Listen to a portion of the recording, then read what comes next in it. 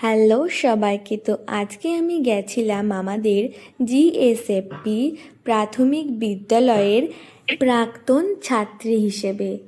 আমাদের এই স্কুলের 100 বছর জন্মদিন উপলক্ষে আমাদের প্রত্যেক প্রাক্তন ছাত্র ছাত্রীদের আমন্ত্রণ জানানো হয়েছিল, তাই আমরা মনে করে অবশ্যই গেছিলাম। আমার হাতে ম্যাগাজিনটা দেখেও আমাকে বলে, পূজা দিদি দেখো আমার কবিতা এখানে দেওয়া আছে।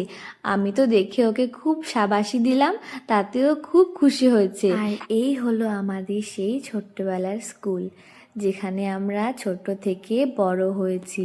আমরা যখন ছিলাম তখন মোটেই এতটা সুন্দর ছিল না। আমরা তো মনে আছে বস্তা নিয়ে গিয়ে বসতাম, এখন তো কত সুযোগ সুবিধা।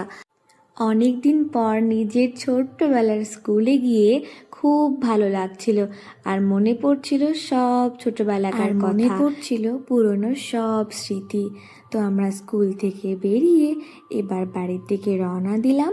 দেখা হচ্ছে তোমাদের সাথে আবার পরের ভিডিওতে।